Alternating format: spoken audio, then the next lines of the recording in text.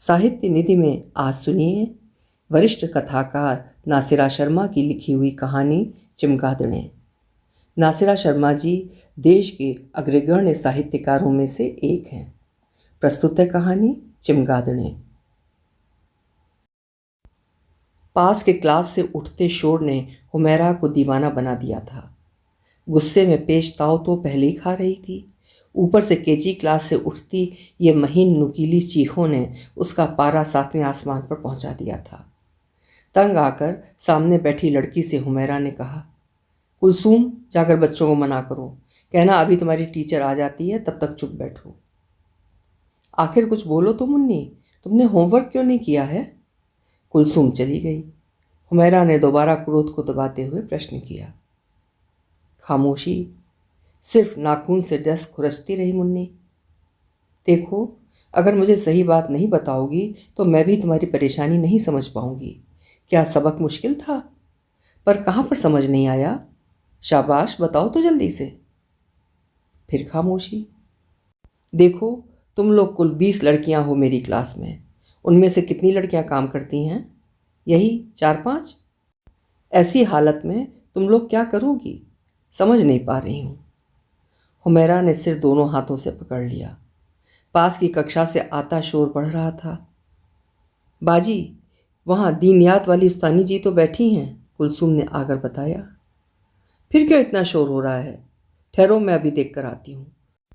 Humaira class से बाहर निकली। हम चिया हैं उस्तानी जी, हम चिया हैं की रट अब साफ सुनाई पड़ रही थी। हुमैरा ने देखा दीनियात की टीचर कुरैशा दोनों हाथों से कान बंद किए बैठी थी। बीच में चुप रहने को भी कह रही थी। क्या बात है कुरैशा, ये कैसा शोर? मैं पढ़ा नहीं पा रही हूँ, हुमैरा ने कहा। क्या बताऊँ, सब मेरी जान खाए हैं कि हम शिया हैं, हम शिया हैं। कुरैशा ने सिर उठाया। आंख में दर्द की लहरें तड़प रही थीं। ओह, शिया कह रहे हैं, मैं सुन रही थी चिया। मगर ये शिया से क्या मतलब है? हुमैरा सरापा सवाल बन गई। कुछ नहीं, कल फातिमा घर से खत लाई थी कि उसे दीनियात की तालीम की ज़रूरत नहीं है, उसे अपना कलमा शियों वाला आता है, आप 7 कलमे उसे न रटाएं। मुझे भला क्या एतराज़ हो सकता था? अब वो चुपचाप बैठी ड्राइंग बना रही थी। बच्चों ने पूछा, मैंने सही बात बता दी कि वो नहीं पढ़ेगी। बस इतना सुनना था कि सबने चीखना शुरू कर दिया, हम शिया हैं, हम शिया हैं। कहते कहते कुरैशा हंस पड़ी। ये सब सुनकर हुमैरा भी अपनी हंसी न दबा पाई। कुरैशा भी सब कुछ कहकर हल्की हो गई थी। हुमैरा ने बच्चों की तरफ घूमकर कहा, खबरदार, जो किसी ने शोर मचाया, अब जिसने आवाज़ निकाली उसे एक स्केल पड़ेगा। बच्चे डर कर खामोश हो गए, मगर आंखों में अब भी चीखें बुलंद हो रही थीं।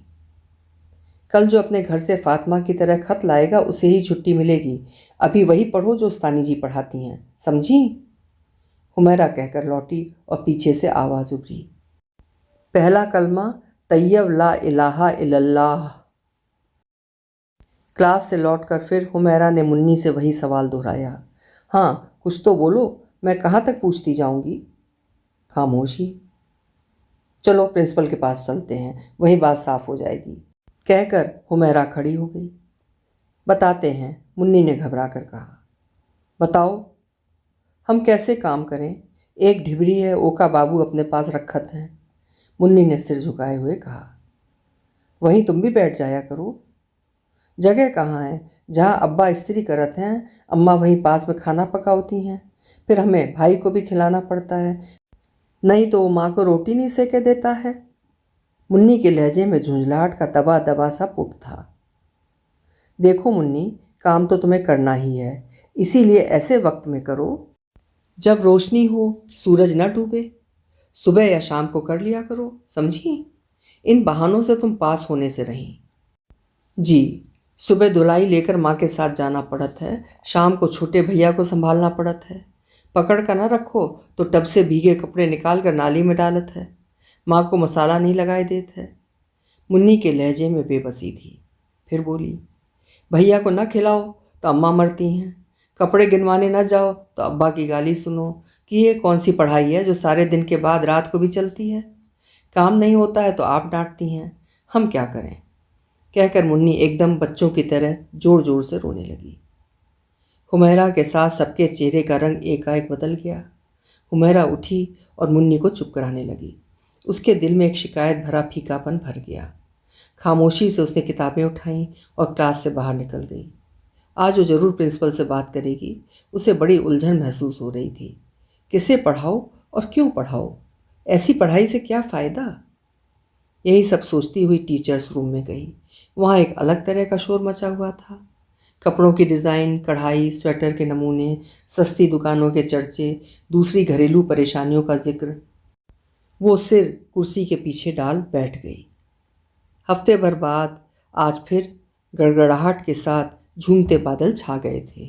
काले बादलों के हाथी प्लास्टर रहित काई जमी दीवारों के समीप इतने नीचे उतर आए थे कि लगता था कि बस अपनी सूंड से ईख की तरह इन पुरानी खस्ता दीवारों को उखाड़ फेंकेंगे। बादलों के इस सुरमई शामियाने में स्कूल का माहौल घुट रहा था, मगर इस घुटन से बेनियाज लड़कियां खिलखिला रही थीं। मौसम ने उनके दिल में एक अजीब सी खुशी, एक अजीब स्फूर्ति भर दी थी, मगर टीचरों के चेहरे पर इस मौसम को देखते ही चिंता उभर आई थी। गली दर गली में बसा यह स्कूल एक मामूली सी मुस्लिम संस्था थी। इस बोसीदा इमारत का कोई भी कमरा साबुत नहीं था। कभी यह शानदार शैतान की आंत जैसी इमारत कोतवाल साहब की कोठी के नाम से मशहूर थी, मगर अब जमाने की गर्दिश के निशान ने उसका हुलिया ही बिगाड़ दिया था। उसी अच्छे ज़माने की यादगार के तौर पर अब भी कमरों दालानों में लगी बेशुमार काले दरवाज़ों की कोठरियों में जंग लगे बड़े बड़े लोहे के ताले झूल रहे थे। उनमें सामान भरे थे या नहीं, मगर एक कोठरियाँ जहाँ बोसीदगी में सबसे बाजी मार ले गई थीं, वहीं पर ये अबाबील व चमगादड़ों के बड़े बड़े घोंसले भी थे। टपकती छेददार छतों में पानी की नमी व बीट की गंदगी के मारे ये कोठरियाँ हब्स और बदबू से हमेशा उबली रहती थीं। हवा के साथ जब झिर्रियों से बदबू की गमक बाहर निकलती तो फेफड़ों को इस गंदी भारी बदबूदार हवा को खींचने में दुगनी ताकत खर्च करनी पड़ती थी। ये कोई ऐसी बड़ी बात भी न थी जो किसी को ये सब खलता। वहाँ तो सबके मकान इससे अधिक बोसीदा, अधिक खस्ता और अधिक तंग थे। बरसात में किसी न किसी का कच्चा घर गिरता था। इस कारण गर्मियों में धूप से भरे लू के थप्पड़ों में भी धूल गर्द झाड़ती, पसीना पोंछती टीचरें और लड़कियां पढ़ाई उसी तरह जारी रखती थीं जैसे बरसात में टपकती जगहों से डेस्क कुर्सी हटाकर। मगर इस बार बरसात का मौसम स्कूल की इमारत के लिए बहुत बड़े खतरे की पूर्व सूचना बनकर आया था। कई कमरों और दालानों की छतें कई जगह से दरक गई थीं और कभी कुछ भी हो सकता था। दरारों से पानी रिसता रहता था। छत तो हमेशा से टपकती थी, मगर यूं दरकी नहीं थी। दरक कर अब सचमुच खतरनाक हो गई थी और कभी भी कुछ हो सकता था। मौसम का ऐसा उद्दंड रूप देखकर प्रिंसिपल ने छुट्टी का नोटिस दाई से हर क्लास में घुमवा दिया था। कंपाउंड में लड़कियां मौसम के सुहानेपन पर मस्त थीं। कमर के चारों तरफ दुपट्टा कसकर कुछ इक्खट दुक्खट खेल रही थीं। कुछ ने रस्सी कूदना और लकड़ी टांग खेलना शुरू कर दिया था। कुछ लड़कियों ने फिल्मी सावन के गीत गाने और सुनाने शुरू कर दिए थे। मगर ये खुशियाँ क्षणभंगुर थीं। स्कूल की बैलगाड़ियाँ तैयार हो गईं और मरे मन से लड़कियाँ जाकर उनमें बैठ गईं। पैदल वाली लड़कियों को भी खेल खत्म करना पड़ा। उनकी दाई सर पर आकर सवार हो गई थी। इस मौसम में घर जाकर क्या करेंगी वे? चुपचाप घर के तंग कोने में सिमट कर बैठ जाएंगी। जाते हुए सब हसरत से गूलर के पेड़ के नीचे बैठी लड़कियों के एक झुंड पर नज़र डालना न भूलती। ये लड़कियां ईंटों के टुकड़ों पर उकड़ू बैठी बस्ते को गोद में रख गप्पे मार रही थीं। उनको अपने रिक्शों का इंतज़ार था। टीचरों का भी यही हाल था। देखते ही देखते स्कूल खाली हो गया था। हुमैरा और अन्य 2 टीचरें इमारत के दूसरी तरफ एक एक कमरा लेकर रहती थीं। इधर मेन बिल्डिंग में एक चपरासी व दाई रहती थी। प्रिंसिपल ने 5 की ड्यूटी हमेशा की तरह खाली होने तक के लिए लगा दी थी। टीचरें कुर्सी डाले कंपाउंड में ठीक मुख्य द्वार से थोड़ा हटकर बैठी थीं। बिस्मिल्लाह। दाई आने वाले रिक्शे वाले का नाम लेकर दरवाजे से अंदर आकर चिल्ला रही थी। प्रेमी आए हैं, प्रेमी रिक्शे वाला आया है। पीपल तले वाली बिटिया चलें, यासीन आए हैं। अब्दुल्ला बीड़ी वाले के यहाँ से रिक्शा वाला आया है। आशिक आए हैं, दरियाबाद वाली बिटिया तैयार हो। रानी मंडी से। दाई की पुकार सुन सुनकर लड़कियां बुर्का पहनकर स्कूल से बाहर निकल रही थीं। हुमैरा का मन उड़ा उड़ा सा था। दिल में बहुत कुछ उमड़ रहा था। जब थोड़ी सी लड़कियां रह गईं तो वो अस्थिर मन लेकर प्रिंसिपल के कमरे की तरफ बढ़ी। चिक उठाकर बोली, मैं अंदर आ सकती हूँ? कौन मिस हुमैरा? आइए आइए बैठिए। लड़कियां सब चली गईं? शुक्रिया, हुमैरा ने बैठते हुए कहा। अभी यही 15-20 लड़कियां बाकी होंगी जिनके रिक्शे वालों को मालूम ना हो सका कि आज स्कूल में हाफ डे हो गया है। चपरासी को भेजकर सबके लिए रिक्शे मंगवा दीजिए। कहा था मैंने, कोई नए रिक्शे पर जाने को राज़ी नहीं है, कहती हैं घर पर डांट पड़ेगी। खैर, आप आधे घंटे तक इंतज़ार कर लीजिए, इसके बाद सबको दाई और चपरासी के साथ भेज दीजिए। इस मौसम में स्कूल में ठहरना किसी भी लड़की का ठीक नहीं है। इमारत ढह गई तो परेशानी में पड़ जाएंगे। जी। आप लोगों के कमरों का क्या हाल है? टपकते तो नहीं हैं? जी नहीं, अभी तो हम सब ने ऊपर प्लास्टर करवाया है। फिर उधर का हिस्सा इतना खस्ता भी तो नहीं है। हाँ, ये तो सही है। और पढ़ाई कैसी चल रही है? मैं उसी के सिलसिले में आई हूँ। मैं बहुत परेशान हूँ। क्यों, क्या हुआ? देखिए, क्लास में लड़कियाँ पढ़ती पढ़ाती हैं नहीं, काम दो तो वो करती कराती नहीं हैं। इस माह के टेस्ट में मुश्किल से 20 लड़कियों में 6 लड़कियाँ पास हैं। मुझे बड़ी कोफ्त होती है और लड़कियाँ भी रोज़ टोके जाने से बेहिस हो चुकी हैं। उनके साथ उनकी कुछ घरेलू परेशानियाँ हैं। उन परेशानियों को देखते हुए अगर कुछ ना कहिए तो फिर पढ़ाई क्या और उसका स्टैंडर्ड क्या? कहकर हुमैरा ने अपने को संयत रखने की भरसक कोशिश की। मैं आपकी परेशानी समझ रही हूँ मिस हुमैरा। अगर टीचर के दुख को न समझा तो इस प्रोफेशन में मेरा 35 वर्ष रहना व्यर्थ हुआ। प्रिंसिपल ने बड़ी संयत आवाज़ में कहा। मैं जानती हूँ मैडम, इसीलिए आज आपके पास हाजिर हुई हूँ। मैं कुछ समझ नहीं पा रही हूँ। सच कहती हूँ, मेरे सब्जेक्ट में कोई भी पास होने वाला नहीं है।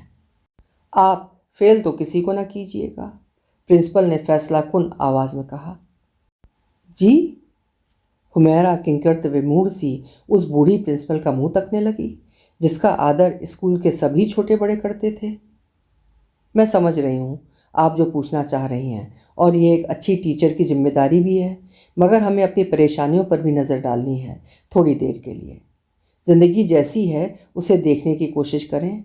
पल भर के लिए अपने नज़रियों को छोड़कर दूसरों की ज़िंदगी समझना चाहिए और उसे उसी यथार्थ, उसी हकीकत के साथ कबूल कर लेना चाहिए कि हाँ, यही उस किसी की ज़िंदगी है। इसमें कुछ भी झूठ, कुछ भी बनावट नहीं है, बल्कि इसमें इतनी गिरहें, इतनी गांठें हैं, और इस सब के बाद हमको उसकी गुत्थियाँ सुलझानी हैं।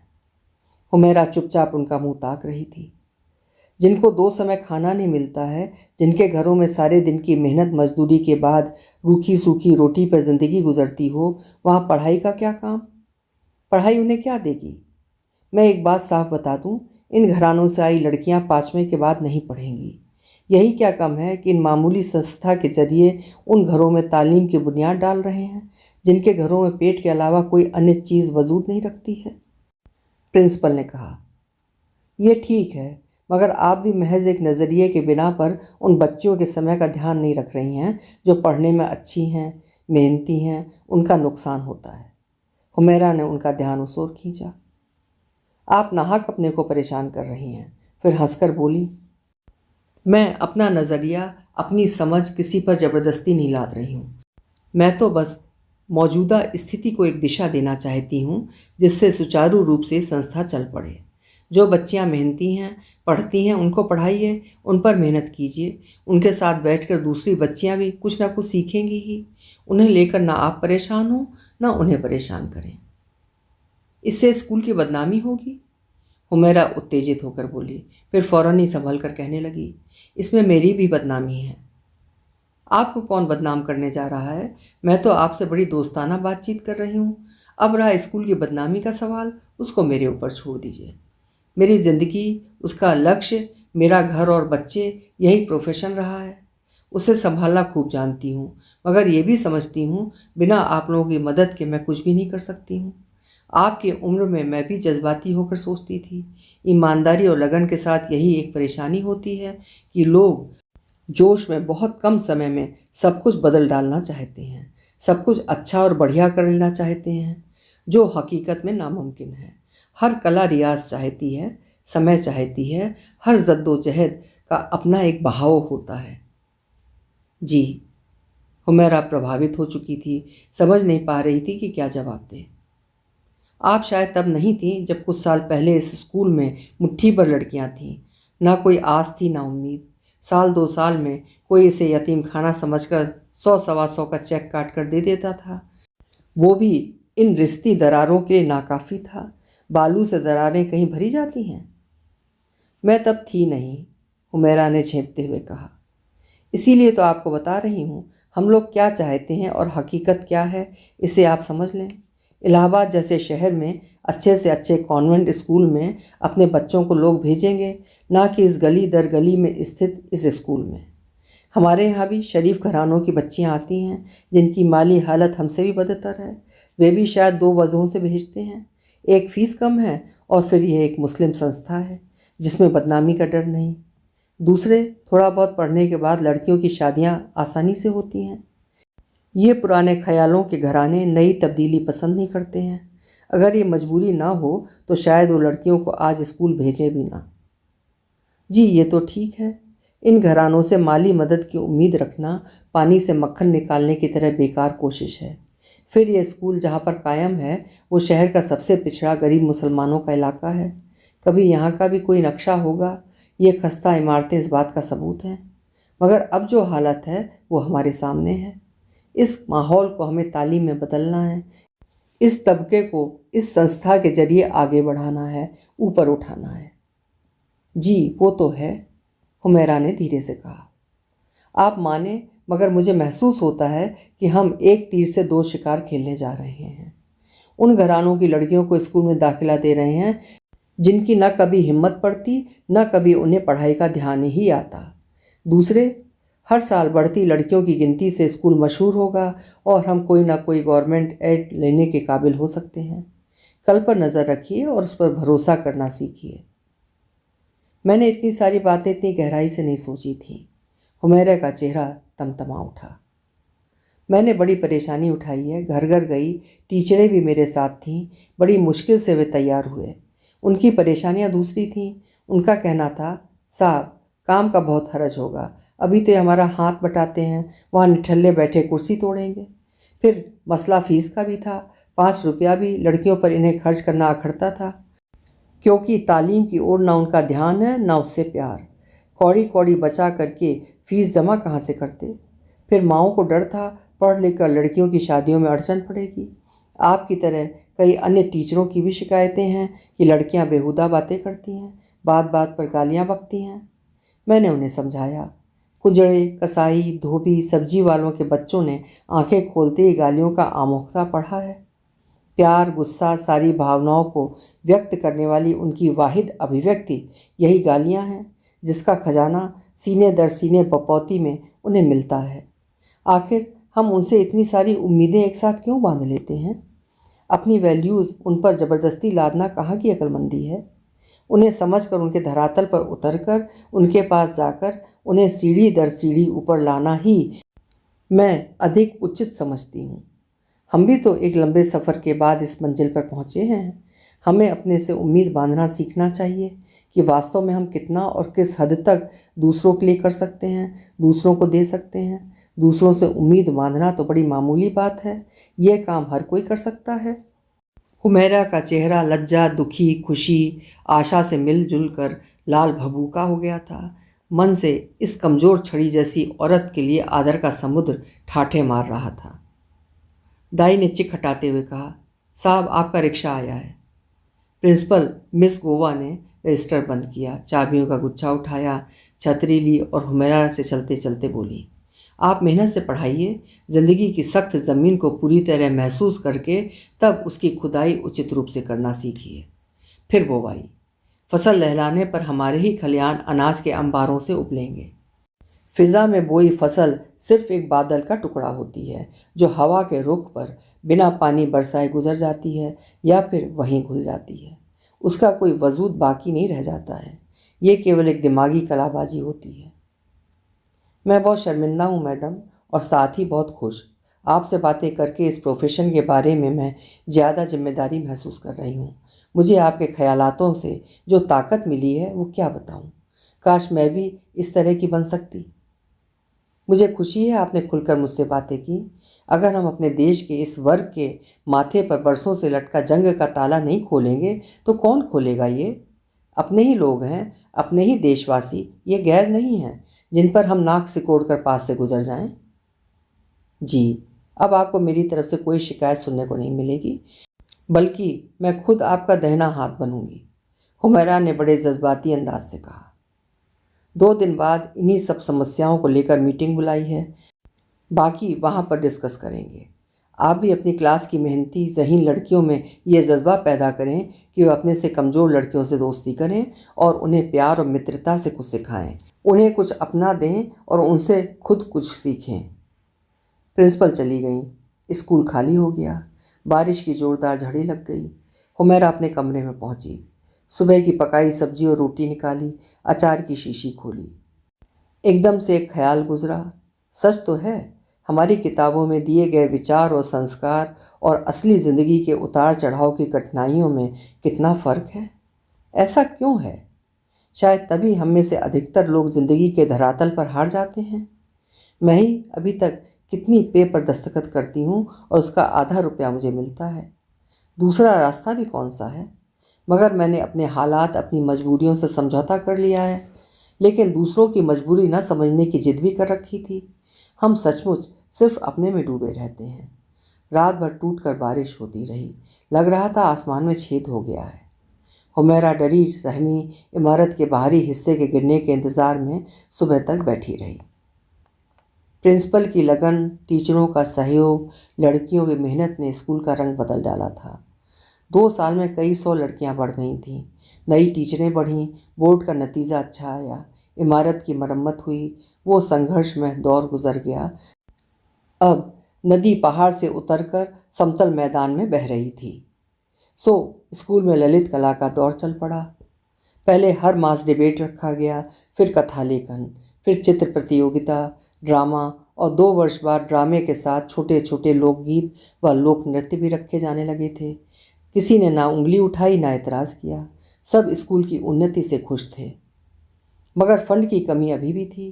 प्रिंसिपल के बड़े बड़े अरमान थे इस स्कूल के लिए।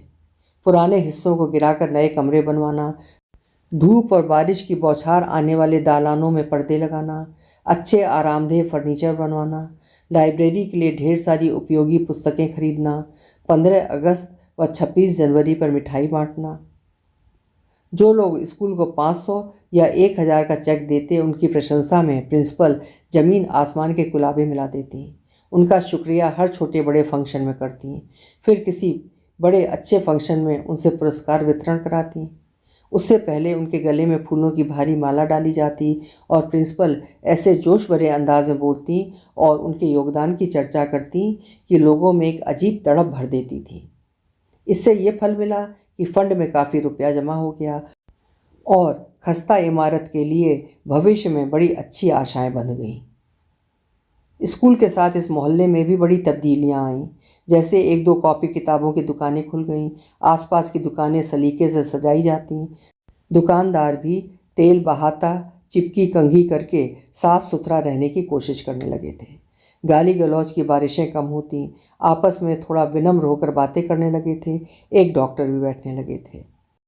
एक अनकहा बदलाव पूरे मोहल्ले में दबे पांव धीरे धीरे घूम रहा था, जिसका अंदाज़ा वहाँ के रहने वालों को न था, मगर बाहर से आने वाले को इस बदलाव का एहसास हो जाता था। सड़क के किनारे वाली नालियाँ और गंदगी से उबले टोकरे अब न दिखते। म्यूनसिपैलिटी का जमादार बाकायदा कमर कस मुँह पर अंगोछा बांध कर सफाई करता होता। रिक्शे की आमद व रफ्त बढ़ जाने से गलियां अब घर के आंगन जैसी नहीं रह गई थीं। पहले की तरह से आराम से जुएं निकालती, गप्पे मारती औरतें अब नहीं दिखाई पड़ती थीं। और तो और एक आध अच्छा सा टी स्टॉल खुल गया था। शीशे के मर्तबान में बिस्कुट पापे सजे होते थे। इस सब का असर वहाँ थके हारे गरीब बुजुर्गों पर भी पड़ा। जमाने के बदलाव ने उन्हें तोड़ दिया था। घर में छुपे बैठे रहते थे, मगर अब उनके कहने से जवान घर घर चंदा मांगने गए और कुछ ही दिनों बाद मोहल्ले की दोनों बदरंग मस्जिदें सफ़ेद दूध से नहा उठीं। गुंबद पर लगा नुकीला पीतल सूरज की रोशनी और चांदनी में दमदमाता रोशनी फेंकता, जाने कितने बूढ़ों के दिलों में आशा का संचार करता। प्रिंसिपल मिस गोवा ने जब मोहम्मद साहब के जन्मदिन पर स्कूल में बहुत बड़े पैमाने पर मीलाद किया और बड़ी बड़ी परइयों में लाल पीली बूंदियाँ बांटी तो सबके मन गदगद हो उठे। सबको वो एक तागे में पिरो रही थीं। मुस्लिम संस्था की मर्यादा का भी उन्हें ख्याल था और एडमिशन के समय ईसाई हिंदू लड़कियों को और टीचरों को खुले मन से लेने में उन्होंने बड़ी समझदारी दिखाई थी। इसी कारण जब मुसलमान लड़कियां फरफर हिंदी व संस्कृत पढ़ती तो सब आश्चर्य में पड़ जाते। इसका एहसास तब होता जब लड़कियां प्रतियोगिता में बाहर हिस्सा लेने जाती और पुरस्कार के साथ साथ वापस लौटती। लड़कियों को इतना आदर इतना महत्व घर में ना मिलता जो स्कूल में प्रिंसिपल उनकी टीचरें उन्हें देती थीं। इस सब का प्रभाव ये पड़ा कि वे स्कूल के प्रति बड़ी जिम्मेदार हो गई थीं। अब बड़े बड़े फंक्शन में बड़े बड़े घरानों की बेगमात अच्छी लड़कियां देखने आ जाती थीं। इसका यह असर हुआ कि डरे सहमे जमींदार घरानों ने भी अपनी खासी उम्रदार लड़कियों का नाम स्कूल में लिखवा दिया। ये सब देखकर प्रिंसिपल बड़ी खुश होती थी। वो सुबह बड़ी मनहूस थी जब सबको पता चला कि प्रिंसिपल स्कूल छोड़कर जा रही हैं। उनकी भी मजबूरी थी। स्वयं तो बूढ़ी थी ही, रिटायरमेंट के बाद यहाँ आई थी। उनकी माँ उनसे अधिक बूढ़ी और बीमार थी। उनको तो साल भर पहले ही चले जाना था जब उनकी माँ पर फॉलिज का अटैक हुआ था, मगर तब भतीजी पास थी। अब वो भी बम्बई जा रही हैं और दूसरे उनका टर्म भी 2 मास बाद समाप्त हो रहा था।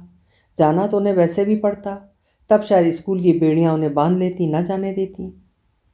सब एक बार हिल गए। लगा बहता प्रवाह थम गया है। सबके मन भारी हो उठे थे कि हमारा सरपरस्त कौन होगा। विदाई समारोह वाले दिन पूरा स्कूल रो रहा था। लग रहा था अब सब कुछ बिखर जाएगा, वे अनाथ हो जाएंगे। नई प्रिंसिपल अभी चुनी नहीं गई थी। थोड़े समय के लिए बाहर से एक प्रिंसिपल भेज दी गई थी। उनका व्यक्तित्व तो मिसेस गोवा से हर बात में विपरीत था। मोटी नाटी सांवली सी, बड़े नक्शे से साड़ी का पल्लू हाथ पर झंडे की तरह फहराती, बड़े गले के ब्लाउज पर ऊंचा जूड़ा बांधे, साड़ी के रंग का फूल लगाए वे ऊंची एड़ी का सैंडल पहनकर बड़े आराम से चलती थी। उनको मन से किसी ने भी स्वीकार नहीं किया था। उनका नाम मिसेस हुसैन था। वे कुछ ही दिनों में स्कूल का काम सुचारू रूप से चलाने लगी थी, या स्कूल पिछले ढर्रे पर आगे बढ़ रहा था।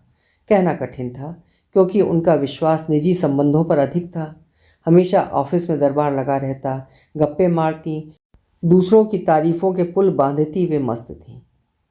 कुछ मास बाद प्रिंसिपल के सिलेक्शन का इंटरव्यू था। वे विनम्र थीं, मृदुभाषी थीं, मिलनसार थीं। मिसेस गोवा माँ थीं, ममता का अथाह सागर थीं। लोगों के लिए वो जी थीं, मरी थीं। वे ये सब देखकर और वो सब पाकर जो मिसेस गोवा ने टीचरों में बांटा था, वो था साहस, बलिदान, सहिष्णुता, मेहनत और लगन। उसने इन सब में से किसी को भी प्रिंसिपल की पोस्ट के लिए नहीं उकसाया। सबको अपने काम से प्यार हो गया था। कुर्सी के लालच का सवाल न था। प्रिंसिपल बन जाने के बाद मिसेस हुसैन ने बड़े आराम से केंचुली बदल ली।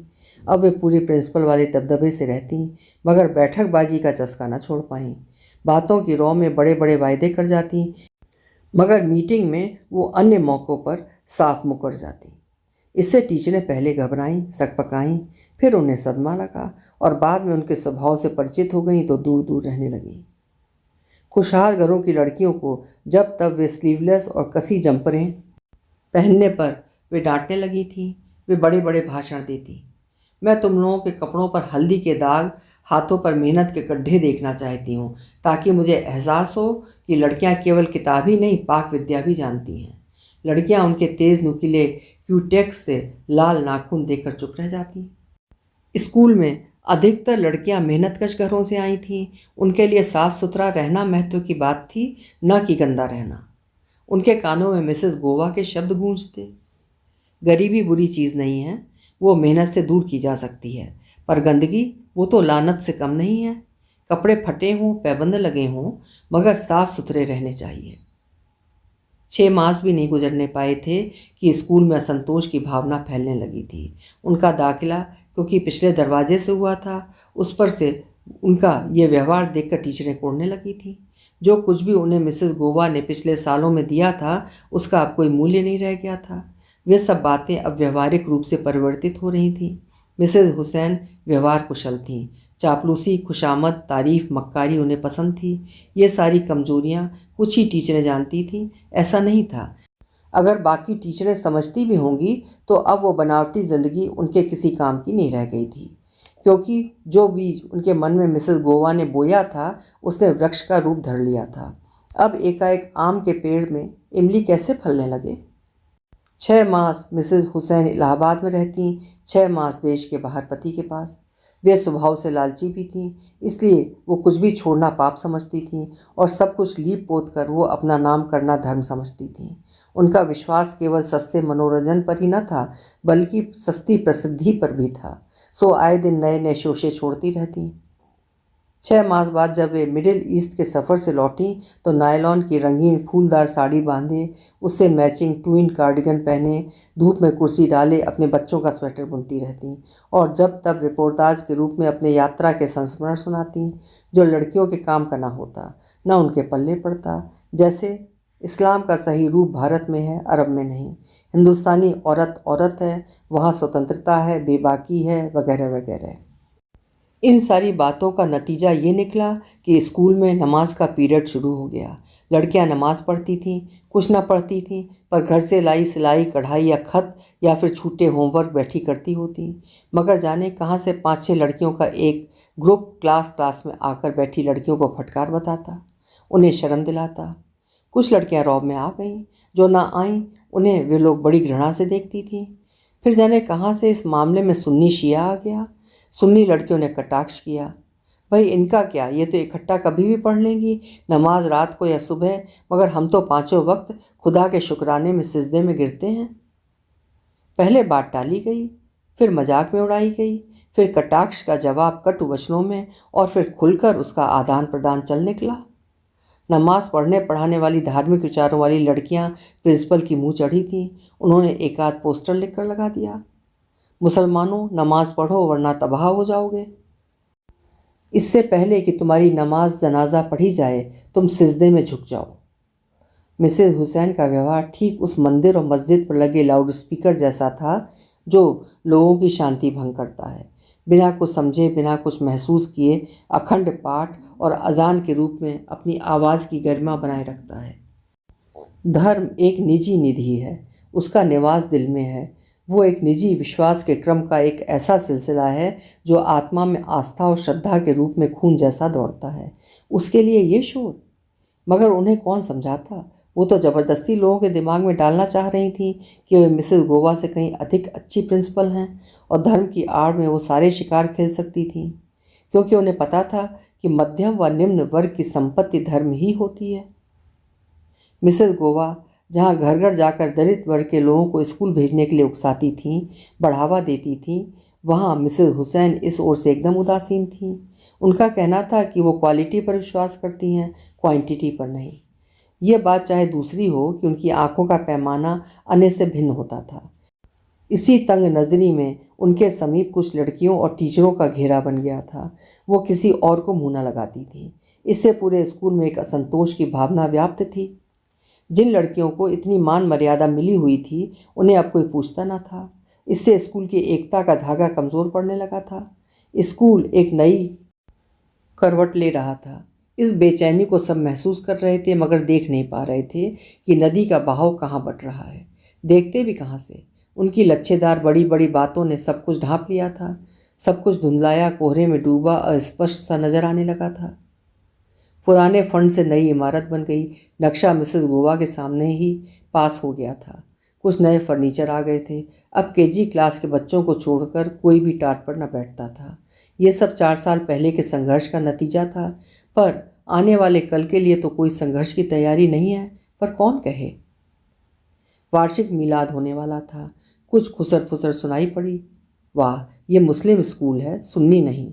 अगर मिलाद होता है तो हज़रत अली की शहादत के दिन मजलिस भी हो। एक दायरे में ये बातें जोर पकड़ती गईं, मगर खुल के सामने कुछ ना आया। यहीं से कई बनती शाखाओं को खुली आंखों से टीचरों ने पहली बार देखा। मिसेस हुसैन का आज फेयरवेल था। उनको भी वहीं अरब के किसी स्कूल में नौकरी मिल गई थी। उन्हें प्रिंसिपलशिप की आवश्यकता शायद उसी नौकरी के लिए ही थी।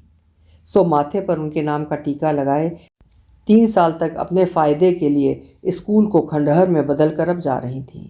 वहाँ तनख्वाह अधिक, जिंदगी आरामदेह। यहाँ क्या था? कुछ भी न था। सारे बदरंग चेहरे ही तो थे जिन पर रंग चढ़ाना था, पॉलिश करना था। उन्हें इस मेहनत से क्या सरोकार था? कहीं इन फजूल बातों से हिंदुस्तान की गरीबी व जहालत दूर होगी? वे खुश थीं, सब खुश थे, उनके दरबारी भी खुश थे। आज खुश होने पर भी हमारी खुशी का कारण एक न था। वे खुश थीं कि उन्हें सब कुछ मिल गया था। दरबारी खुश थे कि उनकी तरक्की हुई। दूसरे लोग खुश थे कि चलो पाप कटा, पानी सर से ऊंचा हो जाता तो इस स्कूल का खुदा ही हाफिज होता। अब स्कूल के सामने फिर प्रिंसिपल की समस्या थी, और इस बार ये समस्या मामूली न थी। जिस तरह दूध का जला छाछ भी फूंक फूंक कर पीता है, यही हाल सीनियर टीचरों का था। उन्हें स्वयं कुछ तय करके फैसला करना था, वरना जो आत्मा रही सही स्कूल की बची है, जाने कौन कब आकर एकदम ही उसे मौत के घाट उतार दे। यह किसी को किसी भी हालत में मंजूर न था। उन्हीं सीनियर टीचरों में से एक टीचर प्रिंसिपल बना दी गई। बाढ़ आने के बाद जो बर्बादी की हालत किसी भी स्थान की हो सकती है, वही हालत स्कूल की थी। मिसेज हुसैन अपने तेज प्रभाव में बहुत कुछ बहा कर ले गई थीं। देकर क्या गई थीं? केवल बहाव का आतंक। ये स्थिति भी ज़्यादा दिन नहीं रही। नई प्रिंसिपल को तो आना था। उनका चुनाव हुआ और बाहर से आईं। नई चुनौतियां थीं जो फिर सीना तान कर पुरानी टीचरों के सामने आन खड़ी हुई थीं। काफ़ी कठिनाइयों के बाद उन्हें ये बात समझ में आ गई थी कि वो सिर्फ नौकर हैं, मजदूर हैं, और अगर वो कल काम पर ना आईं तो दूसरा मजदूर मिल जाएगा। समाज, मूल्य, दिशा, भविष्य, देश, ये सारी बातें सिर्फ शब्दकोश में अच्छे लगने वाले मुर्दा शब्द हैं, जिनमें अर्थ है मगर अर्थ की हलचल और गर्मी गायब है। किसी तरह उन्होंने अपने मन को समझा लिया और हालत से समझौता कर लिया। नए वर्ष में एडमिशन हुए, मगर आसपास के मोहल्लों से बहुत कम बच्चियां आई थीं। स्कूल में उनकी घटती संख्या और गलियों में दौड़ते, नालियों से खेलते बच्चे, लाद रिक्शों के पीछे भागती हुई इनकी बढ़ती संख्या को देखकर टीचरें बेचैन हो उठती थीं। स्कूल की आत्मा का वास उन्हीं नन्हे मुन्ने, तंग, गंदे घरों में था। इसी को धुरी बनाकर वे सब 6 वर्षों तक तपस्या करती रही थीं, मगर पिछले 3 सालों ने सब कुछ धोकर रख दिया था। पहले उस वर्ग का जोर था, मगर अब उनका कहना था, लड़कियां पढ़कर समझदार हो जाती हैं, फिर बड़ी बड़ी बातें करने लगती हैं। मियाँ उन्हें न शराबी चाहिए न जुआरी। अरे हम शराब ना पिएं तो इतनी मेहनत का काम कैसे करें? मध्यम वर्गीय लड़कियों ने जमकर अपने घरों में स्कूल के बदलते माहौल की शिकायत की थी, और माँ बाप उन्हें दूसरे स्कूल में, जो इस संस्था का प्रतिद्वंदी था, वहाँ भेजने लगे थे। टीचरें एक दूसरे की टांग घसीटने, छीटाकशी करने में लगी थीं। फैशन की बेतुकी लहर बड़े जोर से फैली हुई थी। संघर्ष की जिस नदी ने अपना मार्ग बदल लिया था, उसको फिर सीधे मार्ग पर लाना था। उसके प्रवाह को दोबारा सुचारू रूप से आरंभ करना था, जो बड़ा कठिन काम था। इस वर्ष मीलाद जानबूझकर न कराया गया। न पैसा था, न ही किसी में विरोध करने और सहने की ताकत बची थी। इधर कोई बड़ा दान मिला न था। स्कूल कोष खाली पड़ा था। अब लगता था एक बार फिर संघर्ष की शुरुआत पहली सीढ़ी से करनी पड़ेगी। क्लास में पढ़ाते हुए हुमैरा को अब पहला वाला मज़ा ना आता था। किसी को न सुधारना था, न तराशना था, बल्कि अपना वही रूटीन पूरा करना था। सबक पढ़ाना, कॉपी जांचना, और बस। गुलाबी जाड़े की नर्म धूप चारों ओर फैली हुई थी। धूप में कुर्सी डाल वो सुबह से बैठी थी। आज फीस डे है। छुट्टी के दिन जैसा आलस से चारों तरफ पसरा पड़ा है। प्रिंसिपल को हिसाब देने की प्रतीक्षा में ऊँघ सी गई। प्रिंसिपल बड़ी देर से मुंशी के पास गई हुई है। उसकी इस मीठी झपकी को कौवे की काँव काँव ने तोड़ दिया। उसने अंगड़ाई ली। अब समय ही समय है। कोई पास फटकता नहीं है। क्लास के बाद उससे कुछ सीखने, कुछ पूछने लड़कियां आती ही नहीं हैं। उसे 6 वर्ष पहले की वो घटा भरी दोपहर याद आ गई। मिस गोवा का लंबा, पतला, ममतामयी चेहरा आंखों के सामने घूम गया, और गले में पड़ी जंजीर में क्रॉस का वो निशान। स्कूल की वर्तमान दशा और उनका ये वाक्य। बंद दरवाज़ों की तरह किस्मत वालों के माथे पर लटका ये जंग लगा गंदा ताला हम नहीं तो फिर इसे कौन खोलेगा? उन्होंने कहने के मुताबिक उन काली बंद कोठरियों को खोला। उस अंधेरी गंदगी से भरी कोठरियों में सूरज की रोशनी भी पहुंचाई, मगर सीलन और बीट भरी कोठरियों में, बदबूदार गंद कोठरियों को छोड़कर स्कूल में जो बस गई है, उसे कैसे निकाला जाए? यहाँ तो न बंद दरवाज़ा है, न ताला है, न जहालत है, न पिछड़ापन। स्वतंत्रता है। एक चिराग ने अपनी बनावटी रोशनी की तेज लौ से सब कुछ जलाकर राख कर दिया है। इस रोशनी में उड़ती उन चमगादड़ों को कोई नहीं देख पा रहा है जो खंडहर होती मान्यताओं की तरफ खुला इशारा कर रही हैं। हुमैरा ने ठंडी सांस ली, हाथ की उंगलियों को चटकाया, चप्पल के फीते बांधे, आती जमाई को हाथ से रोका, फिर गर्दन कुर्सी के पीछे टेक कर रख इमारत को निहारने लगी। बोसीदगी और खस्तगी का दूर दूर तक पता न था। पहले वाली टूटी फूटी इमारत जाने कहाँ खो गई थी। अब तो साफ सुथरी एक स्कूल की इमारत थी जिसकी न छत न दीवारें दरकी हुई थी न रिस रही थी। हर दीवार बेदाग थी, चांदनी में नहाई हुई। मगर स्कूल की आत्मा, कितनी दरारें पड़ गई हैं उसमें। हर दरार रिस रही है, आपस का फैसला फैल रहा है, छतें टपक रही हैं। कौन भरेगा इन्हें? बालू से ये दरारें भरी नहीं जा सकती हैं। अलसाए नींद से उम्मीदें मस्तिष्क में जाले घने हो गए, बल्कि प्रश्नों की एक चादर सी तन गई, मोटी और सख्त। उस पार का कुछ नज़र भी न आता था, बस सिवाय इसके कि असंख्य छोटी बड़ी दीवारें रिश्ती नहीं बल्कि बहती नजर आईं। डेल्टा का यह रूप अपने बहाव में उलझा तार तार छल्दी मना सामने नजर आ रहा था। कौन पाटेगा इसे? फिर वही प्रश्न सामने था।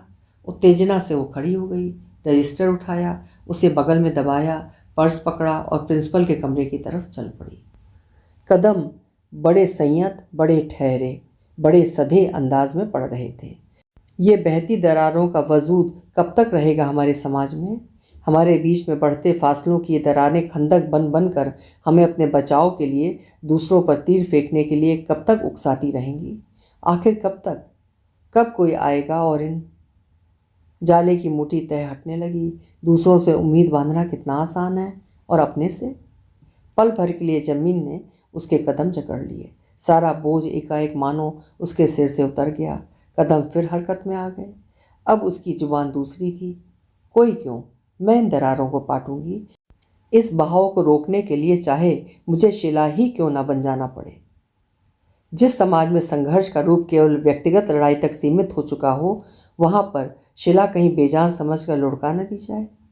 हुमैरा के बढ़ते कदम एकाएक ठिठक गए। वो अभी भी ज़्यादा वेतन की राशि पर हस्ताक्षर करके उसके आधे पैसे खामोशी से ले लेती है। कल जो ये भी ना मिले तो? ना मिले ना सही, दबकर आखिर कब तक वो ये अनर्थ होता देखती रहेगी? हुमैरा के कदमों में गर्मी आ गई। अकेला चना क्या भाड़ भून सकता है? हुमैरा के दिल में उथल पुथल सी मच गई। सब कुछ कैसा बदल रहा है? हुमैरा सोचती हुई प्रिंसिपल के कमरे तक पहुंची। अंदर से गुस्से से भरी आवाज़ आई, खाक सच कह रहे हैं कालिया साहब, ये मेरे ऊपर इल्ज़ाम है। अगर ये बात सच भी है तो उनकी हैसियत क्या है मुझ पर उंगली उठाने की? वो अकेले हैं, निपट अकेले। मैं उनकी खाट खड़ी करवा दूंगी। वो होते कौन है हिसाब की जांच करने वाले? मैं तो कहूँगी वो खुद बड़े भ्रष्ट हैं। साबित करते रहें अपनी बेगुनाही को। अब वो कोई नहीं सुनेगा उनकी आवाज़ को। हुमैरा को लगा दिन के उजाले में काली चमगादड़ों से पूरा स्कूल भर गया है। उनके बीच छटपटाता कबूतर उसके दिमाग के दरवाजे पर ठोंगे मार रहा है। उसके कदम ठिठक गए। अभी आप सुन रहे थे नासिरा शर्मा जी की लिखी हुई कहानी चमगादड़ें। कल फिर मिलेंगे। हिंदी का उत्कृष्ट साहित्य सुनते रहने के लिए चैनल को सब्सक्राइब करना ना भूलिएगा। लाइक करिएगा और शेयर भी करिएगा। धन्यवाद।